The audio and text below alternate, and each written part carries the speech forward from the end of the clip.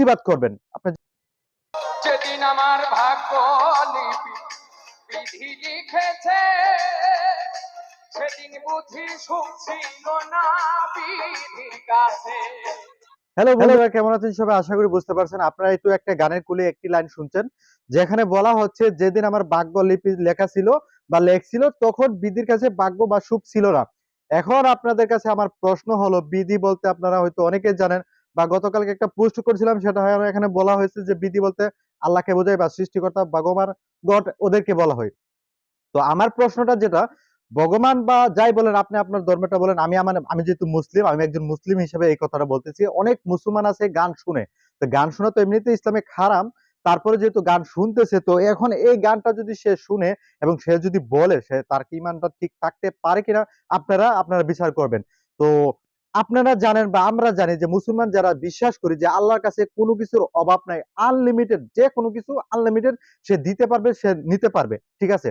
তো এটা যদি বিশ্বাস করেন যে আল্লাহর কাছে কোনো কিছুর অভাব নাই, তো এখন এই গানের ভিতরে কি বলতেছে, যে বৃদ্ধির কাছে সুখ বুঝি ছিল না ওই দিন। তার যে ভাগ্যতে যে লেখা সুখটা, মানে যাই লিখবে, ভাগ্যলিপি যেদিন লেখছে সেদিন নাকি তার কাছে, মানে বৃদ্ধির কাছে সুখ ছিল না।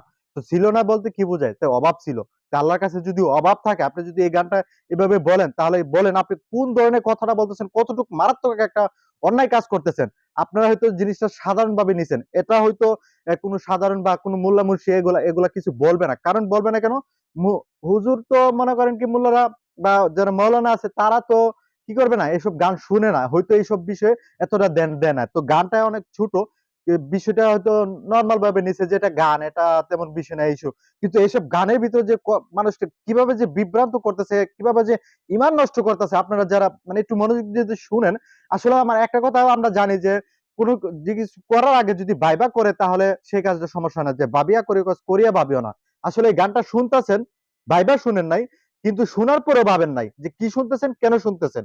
তো এই জন্য আর কি বিপদে পড়তেছেন। কিছুদিন আগে একটা হিন্দি গান ভাইরাল হয়েছিল, যে গানে নাকি একটা মায়ার কাছে তার যে তোর কাছে আমি আমার আল্লাহরে খুদা, মানে খুদারে দেখি, আমি এখন কি করব। চিন্তা করে দেখছেন, একটা মাইয়া একটা মানুষের কাছে যদি সে ক্ষুধার সুরত বা ক্ষুধারে দেখে, এরকম যদি চিন্তা ভাবনা করে, ক্ষুধা বুঝাইতেছে যে আল্লাহরে দেখা যায়, তো এইসব গান যদি সে বলে বা ভাবে, এরকম মানে মানুষের ইমান কোথায় থাকবে? আল্লাহু আকবার, আল্লাহ জানে। তো আপনারা যারা মানে এই ভিডিওটা দেখছেন, তারা অবশ্যই এই গানটাকে বয়কট করবেন, এগুলাকে বয়কট করবেন। আর ভিডিওটা বেশি বেশি করে শেয়ার করবেন, অবশ্যই এই গানের প্রতি মানে প্রতিবাদ করবেন, আপনি যদি মুসলমান হয়ে থাকেন।